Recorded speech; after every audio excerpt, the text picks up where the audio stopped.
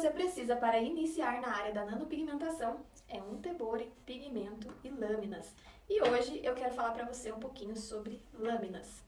Eu vou apresentar para vocês as principais lâminas que eu utilizo para fazer a Nano Brows, que é uma técnica de nanopigmentação muito natural e que é feito com esse tebore.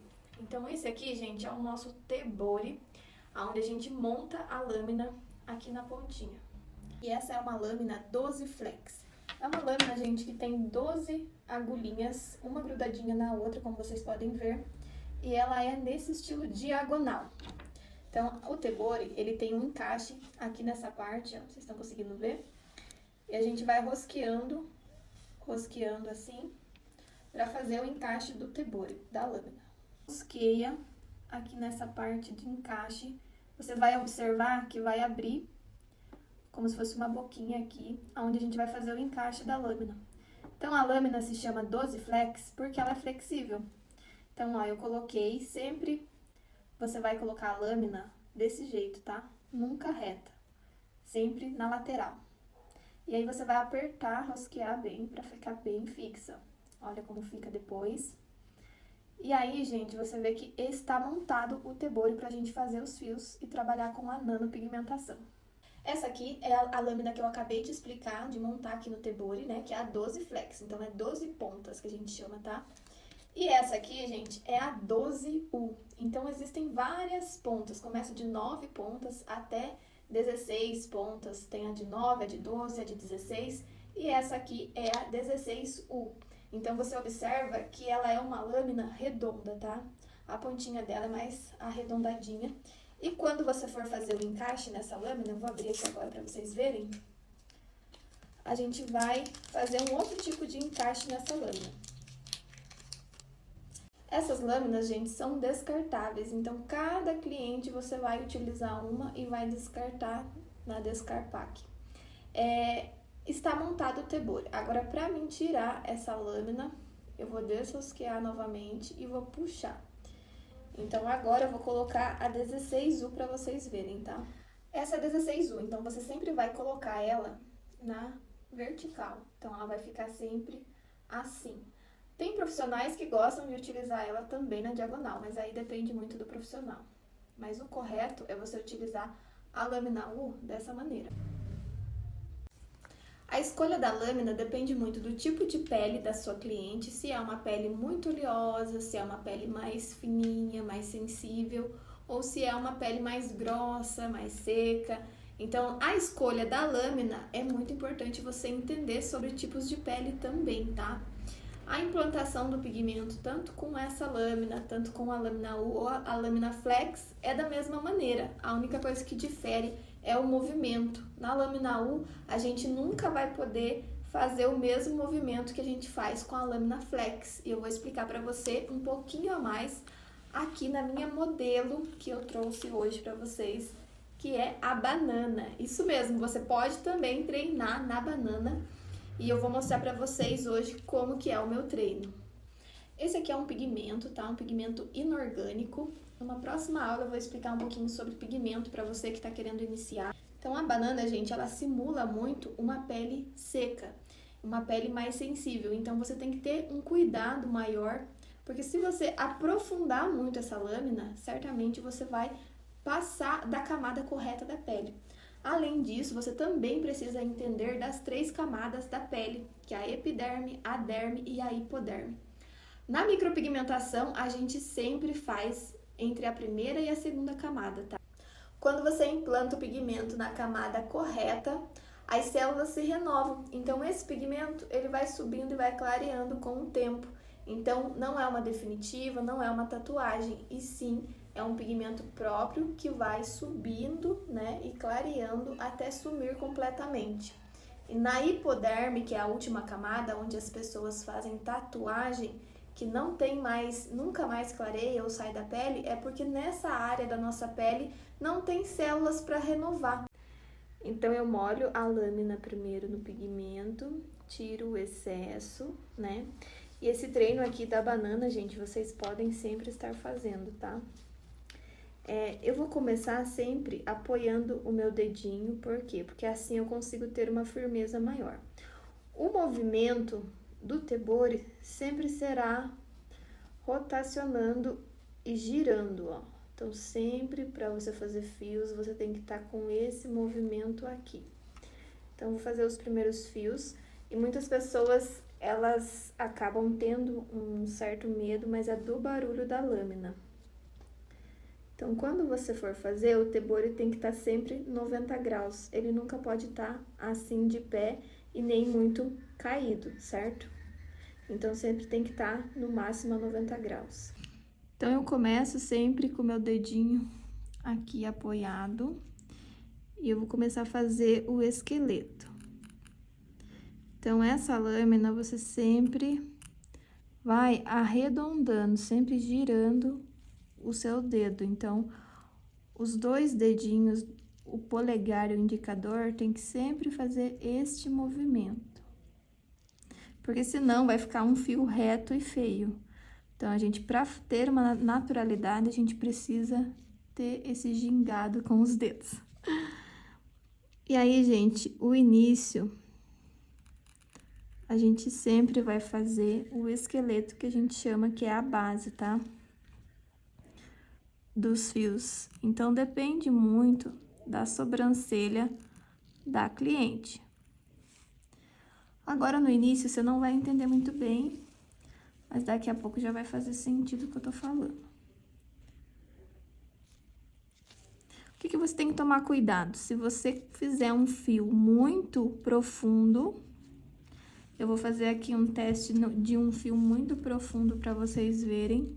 Olha, se eu aprofundar o pigmento, olha o que acontece. Ele expande, então esse fio não vai ficar bonito. Então, aí você já consegue ver, ó, que você cortou muito a pele da cliente e você acaba ferindo demais, né? Então, fica um corte muito profundo e não vai ficar um fio bonito quando ficar cicatrizado. Então, o ideal é você sempre colocar pouco pigmento, manter o 90 graus, o tebori, e fazer esse fio com precisão, sem aprofundar muito. Olha a diferença de um fio grosso e profundo e de um fio fino e correto. Então, o correto é você sempre fazer um fio assim, fininho e sem aprofundar muito a camada da pele. Então, aqui eu estou fazendo o chamado esqueleto. A banana, gente, é um pouquinho ruim, né, da gente fazer bem certinho, mas é só mais pra mim explicar um pouquinho pra vocês como que funciona, tá? Então, toda a sobrancelha, a gente começa fazendo o esqueleto, tá? Dando pigmentação. Então, aqui eu tô desenhando o esqueleto e depois eu vou fazer as ramificações, que são os fiozinhos mais curtos. Enquanto isso, eu vou falando pra vocês sobre um pouco de como que eu iniciei na micropigmentação. Gente, acreditem, eu fazia sobrancelha, era designer de sobrancelha já há algum tempo. E uma cliente minha acabou pedindo pra mim por que eu não fazia micropigmentação, que ela gostava muito do meu desenho, do meu designer, né? E eu não tinha condições na época de fazer um curso, e também nunca tinha pensado nisso, né? E aí, um dia ela chegou e falou, Ellen, ou você faz um curso de micro, ou você vai ter que ir lá desenhar para uma outra moça que faz micro, fazer para mim o desenho, porque eu não gosto do design dela. Mas, gente, não teria como eu ir lá e fazer o design nela para a moça fazer a micropigmentação, não é verdade? Então, o que eu fiz? Eu falei, não, eu vou fazer um curso de micro. Isso pode ser um sinal que tá na hora de eu evoluir. E muitas vezes a gente acaba precisando de um sinal, né? De alguém que ajude a gente, que mostre o caminho, né? Porque muitas vezes você tá aí no comodismo, muitas vezes você faz bem o que você faz e acha que é só isso. E não é, a gente precisa sempre estar em evolução, aprendendo cada vez mais. E aí eu falei, nossa, pra alguém chegar e falar isso pra mim, eu tô perdendo de evoluir, de ganhar dinheiro com isso, né? E pra você que não sabe, a micropigmentação, a gente ganha dinheiro, né, também. A gente tem um investimento alto, mas você ganha muito mais do que fazer design com rena ou design com coloração. Então, a gente precisa fazer um investimento para a gente ter o retorno. Se você não fizer investimento, você não tem o retorno. Olha, gente, estou fazendo a ramificação. E aí eu fui fazer meu primeiro curso de micropigmentação lá em São Paulo.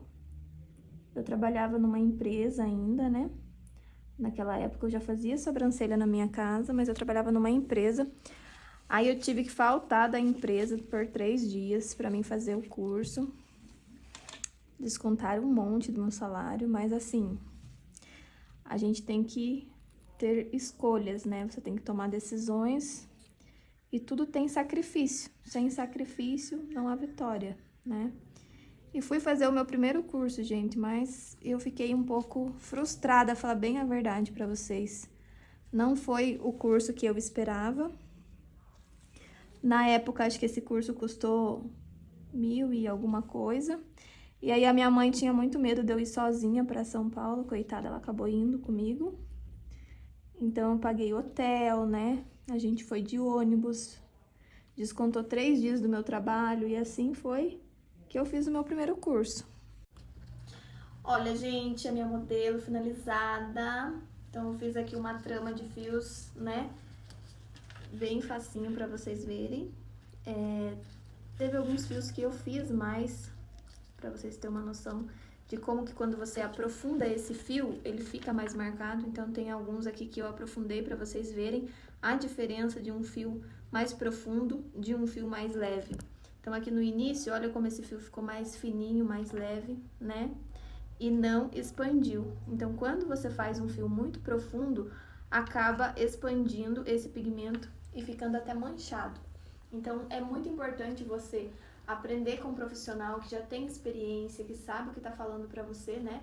Do que você aprender com uma pessoa que não tem tanta experiência. E se você tem vontade de entrar para a área da micropigmentação, é possível, gente, é possível sim. E eu sempre procurei qual seria o meu propósito de vida, né? A gente sempre vem nesse mundo com algum propósito. E eu quero ajudar você que quer iniciar na área da beleza, tanto na área de micropigmentação ou em outros cursos, mas eu quero ensinar de forma gratuita aqui nesse Instagram para você. Então, se você gostou da aula de hoje, se você se interessou, acha que é para você, você consegue sim faturar muito mais do que só com design, mas para fazer isso aqui, gente, você precisa antes ter um bom design, né? Ter já uma experiência fazendo ali o mapeamento facial nas suas clientes. Então o design, gente, ele é a base de tudo. Você precisa dominar o design de sobrancelhas antes de entrar para a área da nanopigmentação. Porque não tem como você fazer uma micropigmentação num design totalmente incorreto. Então a gente precisa ter uma simetria, uma experiência já com o desenho, o formato das sobrancelhas, para daí sim você aprender a nanopigmentação. Mas eu quero ajudar você a entrar para essa área, que é uma área que tem crescido muito e que você pode faturar muito também. Então, se você gostou desse conteúdo, clica aqui em Saiba Mais para você ter acesso a outros conteúdos totalmente gratuitos.